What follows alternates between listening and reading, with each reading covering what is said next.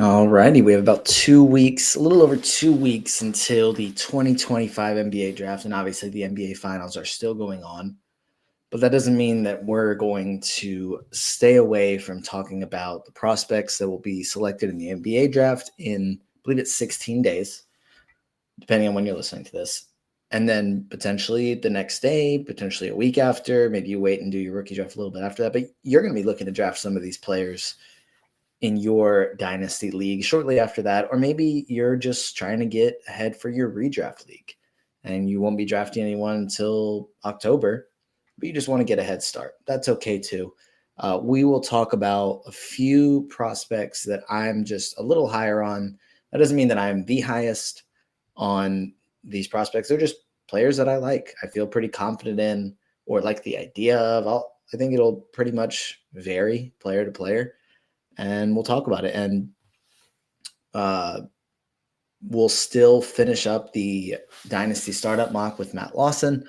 Eventually, we will do the Pacers and Thunder episodes after that series ends, but a lot of the next few weeks and after that will be just focused on the draft, focus on this draft class, then focused on the results of the draft, and then getting into Summer League. And I already have a number of fun guests booked, and I believe the rest of this week will actually be guests. This will be the only time that I'm on here by myself this week. Should be at least talking about the draft, but it'll be a lot of different perspectives, which I think is important to get ideas from different people, including just general draft people, not specific dynasty analysts, but we're going to get that in there as well because that's obviously important to us. Before we dive into just, again, a few of the players that I'm pretty high on, that I like, that I'm optimistic about. Just want to remind you guys that BetOnline is the world's most trusted betting platform and your number one source for all your sports betting action. We've got baseball season in full swing. We are deep into the NBA and NHL finals. And BetOnline has more ways to stay in on the action with the latest odds, news and scores, and even live in-game betting while the games are being played. Here is your update on the lines for both game 3 and for the series after the Thunder took control in game 2 to tie the series back up. Thunder are favored by 5.5 points for game 3 and are favored by or are a minus 535 for the series. So again, if you're still a believer in the Indiana Pacers, who have been able to get out of impossible situations all postseason, then the odds are still in your favor if you want to get in on the action. But the odds makers are pretty confident that OKC is a much better team. And I would tend to agree, but we will see because Indiana all postseason has not cared what everyone thinks. And they're also a freaking good team. So we'll see. It'll be a fun series to watch unfold. And we also keep the dog days of summer rolling with the largest selection of odds on everything, with updated odds on the MLB, UFC, and boxing to tennis and NFL futures. BetOnline remains the best online source for all your sports wagering info. And then in between the games, you can head over to the BetOnline casino with all the top Vegas-style games, including poker and a live casino. BetOnline, the game starts here. Okay. We're just going to talk about a handful of prospects that I like, talk about why I like them, raise the fair question marks without getting too in depth and making this a super long episode. Just some of the players that I like, players that I will be probably targeting in my rookie drafts, depending on when I have certain picks. Just some guys I like. And some of them I like and I'm going to recognize that maybe their statistical profile isn't great for fantasy basketball, or that there are certainly question marks that would make it pretty hard or pretty easy to say, I don't know about this guy. But I think that sometimes, and some of this is going to come down to either, oh, the numbers look really good, or sometimes it's going to come down to, yeah, but it's a vibe thing. Like I either just like watching a certain player play and feel pretty confident they're going to be a good NBA player, even though the numbers may not support that. And then it could also just be vibes. It could be something, I'll acknowledge that when it's just like, hey, no, I kind of like this guy, even though there may not be a ton of evidence to support that. Hopefully it's not just that, but I'm also going to be using Data Baller to showcase some of the reasons why I like these players, and I'm going to have it on the screen if you're watching. One, just to promote them and the site because it's fantastic, and it's one of the most in-depth sites for the NBA, for NBA statistics that I've ever seen. There's so much more than what I'm going to use today, but I do like that it includes a lot of stuff for this draft class, makes it pretty easy to compare a lot of stats that may not be easy to find. It's, there are other sites that will allow you to navigate stats. This one, I think, just comes out very user-friendly and very pretty. And then there are obviously other sites that do great analysis. But I think this is a great website to kind of do your own work as well. So if you want to finagle with certain numbers and say, hey, I like that this player is really good at this, it's a great place to do that. Hopefully it'll, as I scroll through the site, if you're watching this, you're able to see everything, but I'll reference some of the stats if you're just listening. But the first player, and I'm going to use their big board order and go down and just talk about the players I like in that order. So this isn't any order of like how I would rank them. It's just the easiest way for me to use the site. So that's it. Nothing else there. The first player that I want to mention is Collin Murray-Boyles from South Carolina. And if you're looking at this, you can see clearly right here where they have ranked height, weight, wingspan, all these like the combine measurables. And you scroll down and you're seeing all the different advanced stats. And we can see pretty clearly here that this is a very, very good defensive prospect. And you can see that under the defensive impact little ring here you have. His defensive box plus minus is in the 92nd percentile, third among players in this draft class, with only Cooper Flagg and Miles Bird from, I believe he's San Diego State, but it just says San Diego, but I could be wrong. Anyways, before I get off track there, because I just want to stick with Collin Murray-Boyles right now, one of the best defenders in this draft class statistically. He is an undersized tweener. So it's the question marks here are, number one, how does he fit in the NBA? He's a touch under 6'7". He's 240 pounds, kind of a low post player, but very undersized. And he's not a great shooter. That's the other question mark for him, because he shot 26.5% from three in college. Was good at the rim, not good in mid-range, not good from beyond the arc, not a great free throw shooter. So the two questions that he's going to have to answer are, how does he fit in as an undersized forward? And, you can make the Draymond Green comparison, but if you're comparing someone to Draymond Green, you're basically saying, yeah, even if he's a light version, he's a discount or a Walmart version of a Hall of Fame player. And that's lofty expectations to set on a player. We don't know if he'll be that type of player. I really like his talent. I like his game, but he's going to have to be an incredible passer and able to guard basically 1 through 5. We'll see if he's able to do that. And any bit of improved shooting would help him a lot, because if he's able to space the floor a little bit, that gives him more of an offensive role. But he's in college, he was a non-shooter that was 6.5 inches tall. You're not feeding him on the low block in the NBA. You're just not going to do it unless obviously there's a mismatch. But he projects to be a very impactful defender. The offensive question marks are pretty big. But landing spot will also be huge for him. They have him as a number 3 prospect, but I think a lot of that is just a statistical dominance that he showcased in his first 2 seasons, or his 2 seasons in college. And we'll see if he's able to keep that going as he translates into the NBA.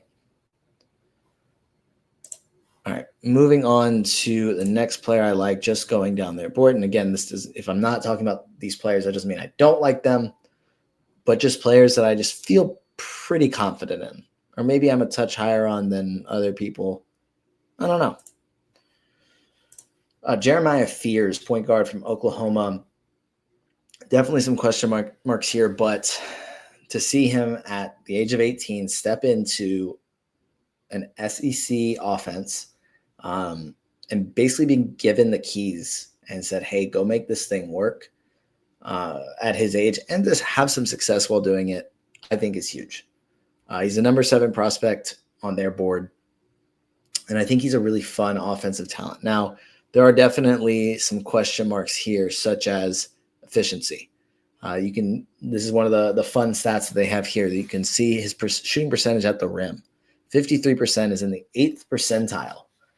Yikes, that's not very good. He was effective from the mid-range. The 3-point shooting wasn't great either, but he's a good free throw shooter. So we feel pretty confident that he can be a effective shooter in the NBA. Like the free throw percentage showcases that maybe this guy can be pretty good. But he was also 18 years old playing in a very, very tough conference. So, and he was kind of the focal point of the offense. So we've like, that's a tough role. Think about some of the teams that he was playing against, about all the tough teams in the SEC. I mean, a lot of the top teams in March Madness were SEC teams. You know, the national champion SEC team. So playing against very tough competition every single night. The amount of SEC teams that also made the tournament. So yeah, not super surprising that he wasn't efficient. Young point guard playing in a tough conference. And I mean, we'll probably see some early struggles from him in the NBA as well. He's super young, and it takes, I mean, we've said it. I've said it a number of times on the show. I'm not the only one to think this. It's a very common thought that it takes players time to learn how to play point guard at an NBA level. And so we probably will see a lot of struggles, maybe the first 2 years from Jeremiah Fears. But a couple of the encouraging statistics, he was one of the better passers in this draft. And here's a fun tool here. You can see if you're looking at the screen, it's highlighted. He had a 28.6 assist percentage, which was in the 88th percentile, but you can quickly compare it and see who had the best assist percentage among draft prospects. And so Jeremiah Fears was 11th. And a number of the other players in front of him were either international players or older seniors. The only freshmen in front of him were Jaeger Demon and Boogie Fland, with Nolan Traore having the best assist percentage. So good passer. And then also his steal percentage was pretty good. 9th among prospects there with a 3.1 steal percentage. So that's the fantasy upside. If he improves and can eventually get to be more efficient offensively, he's a good passer, and was able to get steals in college. Also had a nice free throw rate, was able to get to the line pretty well. And we saw previously that he shot a high percentage. So those types of numbers make me feel pretty good about Jeremiah Fears, even though the efficiency question marks and the shooting percentage question marks, there's definitely reason to be concerned. Like, that's a pretty poor rim percentage, but we'll see if things change as he gets older, as he gets stronger. College basketball, the defense is different. There's no defensive 3 seconds, so there's more people in the lane, makes shooting at the rim harder, especially for an undersized guard. So this doesn't mean that I'm confident that he's going to dramatically become a elite finisher really quickly, but because that is a concerning number. But we can also see right here, he had 10.1 rim attempts per 100 possessions, which was in the 82nd percentile for this class. So he was able to get to the rim. That's encouraging. He's a crafty player. All right, moving on to the next player I want to talk about. Again, I do like a number of these players, but I'm going to just, instead of talking about literally everyone, I'm going to keep it to just a handful of players that I like. And this next one's going to be Thomas Sorber from Georgetown, freshman, undersized big, but he makes up for it with the wingspan. You see this, if you're watching, he's a 6'9" center with a 7'6" wingspan. Long, big. He's number 18 on their prospect ranks on their board. But you can see right here that the defensive impact is why we like him.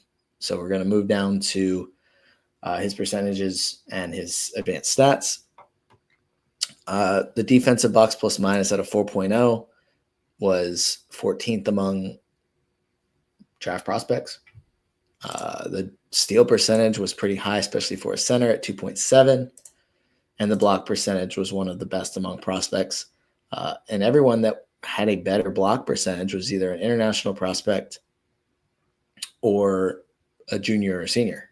Thomas Sorber did it as a freshman, also was pretty effective on the glass, showed some touch from the mid-range. Not a floor spacer by any means, but I think the fact that he was able to stretch the floor occasionally, showcasing some upside there.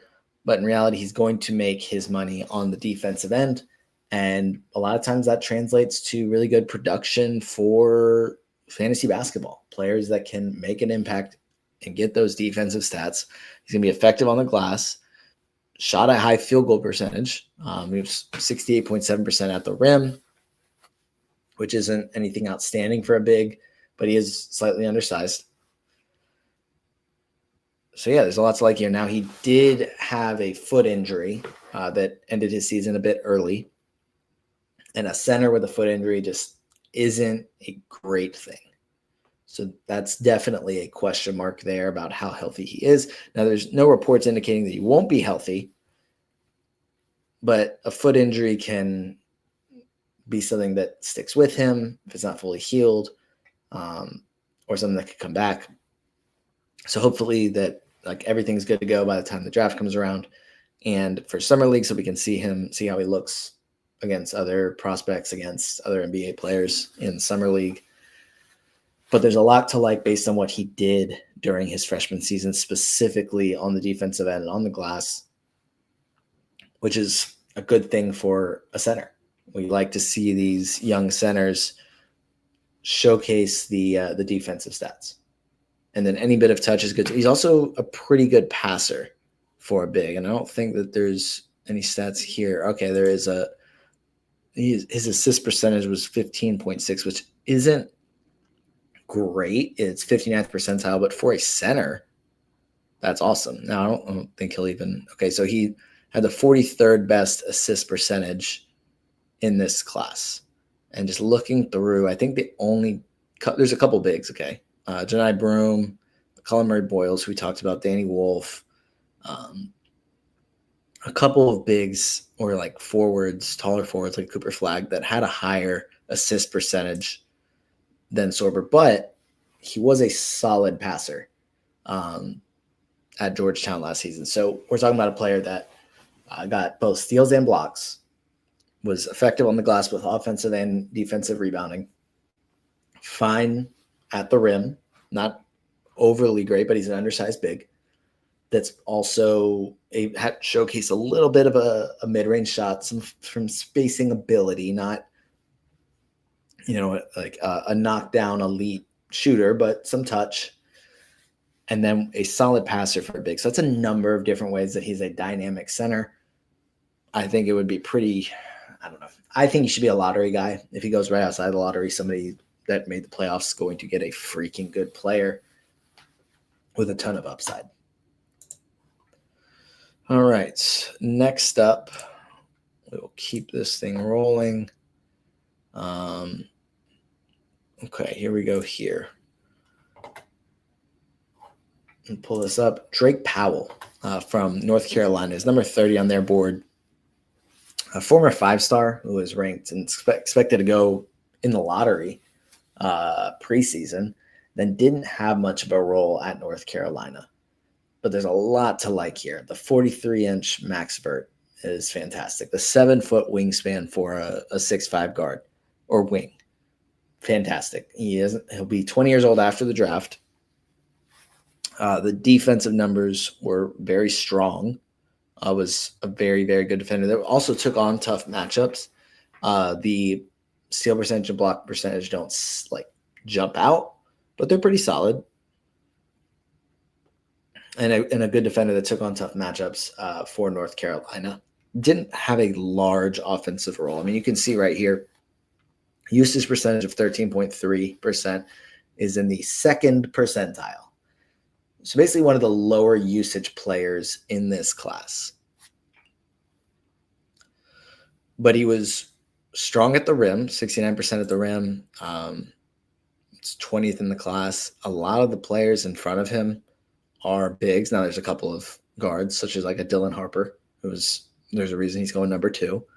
But Drake Powell, solid at the rim, pretty good shooter. 38% from 3 isn't bad. I saw some film with like him where he was able to showcase some shot creation ability. Not sure how much an NBA team is going to want him to do that, but I think that there is some upside here that if it comes down to it, that we could see him expand his game a little bit. I think that there is upside. Makes sense. Former 5-star prospect. Like he wasn't like given a 5-star ranking, recruited to North Carolina because he was a 3-and-D guy.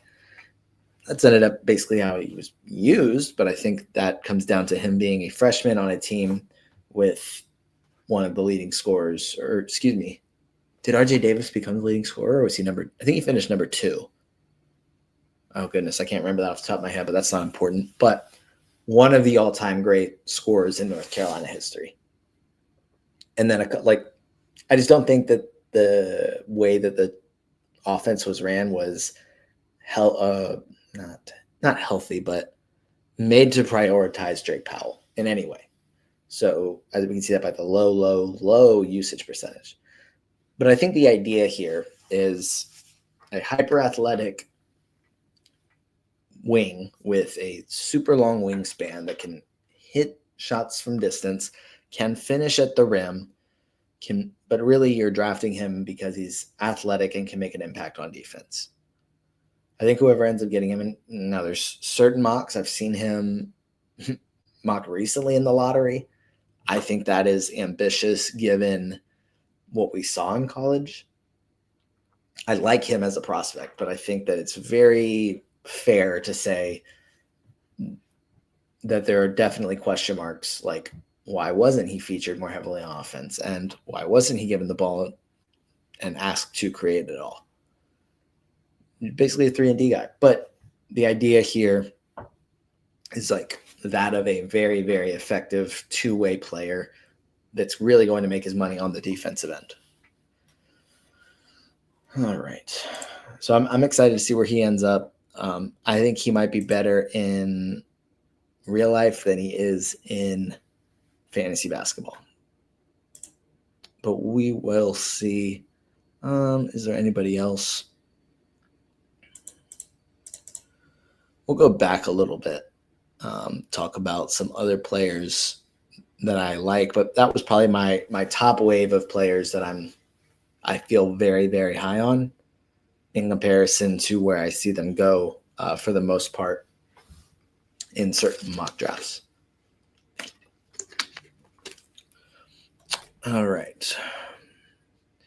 Here's another player that I like, but definitely have question marks about, or definitely just have questions about, and that's Danny Wolf, who's 24th on the Data Baller big board. 6'10.5" with a 7'2" wingspan. That's nice. Not really looking at the vert. But really what we like about, and you can see here, this is the first, well, no, Collin Murray-Boyles is a sophomore. But you can see his statistical progression from 2 years at Yale to his junior year at Michigan. The assist percentage was phenomenal, and I think that's why people are very excited about Danny Wolf. A very good passer for a center. Not a great shooter, but like okay. I think how well he develops as a shooter is going to be tell a lot about how effective he'll be at the NBA level, because the passing is great. The turnovers are really, really bad, and I think that was probably the biggest red flag. But if he can be better from distance, he was an okay shooter, but I think that's going to be a pretty important skill for him at the NBA level. And then he was a good rebounder, statistically a good defender, good block percentage there at 4.6, which was the 79th percentile for this class. So Danny Wolf, excited to see. I think he is one of the more polarizing players. He's not as polarizing as Ace Bailey, but the idea of what Danny Wolf can be, I think, is super, super exciting, despite him having a handful of red flags that would make us fairly question how good he'll actually be in the NBA. But I think the idea of Danny Wolf is a ton of fun. All right, let's see. Is there anybody else that I feel like I really want to talk about right now? I'm not really seeing anyone else other than, I guess we'll just for the sake of doing it, we'll talk about Cooper Flagg just to take a look at and maybe provide a baseline for what a top prospect looks like. So you can see right here, Cooper Flagg, 6'8" with a 7-foot wingspan, 35.5-inch vert. We can see in these circles here for the show's offensive impact and defensive impact, this guy is a beast. The offensive box plus minus is in the 96th percentile, 97th percentile for defensive box plus minus. High usage player, good passer, got to the free throw line, hit his free throws, got to the rim, took mid-range shots, took threes, pretty good at both of those.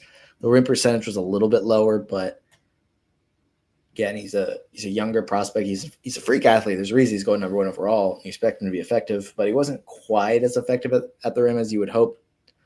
But great steal and block percentage, good rebounder, good defensive rebounder, that is. So all this will translate to a strong fantasy prospect, specifically in category leagues. And just while I'm here, because we can see just how good Cooper Flagg is, we can also look down at, usage rates and almost want to just kind of showcase the site here for a minute. You can see his stats versus top 50 opponents. You can see his shot map, a bunch of other different stats. Like, you can go very, very in depth here. And this is all just on Cooper Flagg.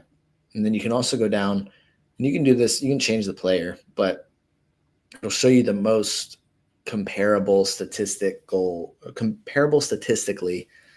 prospects. And, basically everyone ended up going in at least a handful of most similar prospects were all top 5 guys, except Collin Murray-Boyles, who probably won't go top 5, but maybe should be. And you can see, and again, this is basically just me giving a tutorial of what I figured out about the site, but you can change the player. There's a whole section for this, but it's also on the player page. You can see, so here's Cooper Flagg's box plus minus was 15.0, which is unreal. Zion Williamson is the most comparable statistically among any prospect in their database, which goes back a decent amount, but I don't remember exactly how far for prospects. Zion Williamson, because he has the green 3.7 here. That means his box plus minus was 3.7 points better. So his was 18.7. Ben Simmons, who's right below him, is a minus 5.2. So that means his box plus minus was a 9.8. It was worse. So really here, we're looking, any red means that Cooper Flagg is better than them at that. And in green means that they were better than Cooper Flagg at that. And then you can also go down and you can just do quick breakdowns, which are awesome. And they also do a good job of citing sources, giving credit. But you can see a bunch of Cooper Flagg clips. And it's not full games, but it's little important clips, not just highlights either. It's some other plays as well, so it's just an incredible site. I think just shout out to the creators of Data Baller. It's incredible work. I didn't want to make this whole episode just me talking about this website, but wanted to definitely include it and tell everyone to check it out. And you can use it. You can toy around with it, find your favorite player, and create an agenda with it. There's a number of other things that are not just for prospects, that are for just general NBA, whether it's lineups or player comparisons. Really, really fun website. Definitely you can get lost on the site. And when I say lost, I don't mean like it's confusing. I mean lost in time. Like, oh my gosh, I spent hours on this thing. Just toying around with it, looking at numbers and getting encouraged about certain players. So definitely check out the site. That's a handful of players that I really like. We'll see if I end up being right about some of these guys or if they end up being any good. But I will be at least looking to get each of them in in at least one league, I think. Hopefully, some of the ones I have more picks than others, so I'll be looking to get multiple of these guys. But that's going to do it for this episode of the Young Man Squad Fantasy Basketball Podcast. Just wanted to continue with the Monday through Friday thing for episodes, but the rest of this week will be a lot more informative, I think, by bringing in a lot of other smart people to talk about some of these prospects and give different thoughts on them. So if you want to stay up to date with that, you can like, comment, subscribe to this page or wherever you're consuming this podcast. Turn on any notifications like that. We're obviously pumping out a lot of content daily. And then you can follow me on Twitter or Blue Sky at NewUrban22. But that's going to do it for this episode, and I will see you guys tomorrow.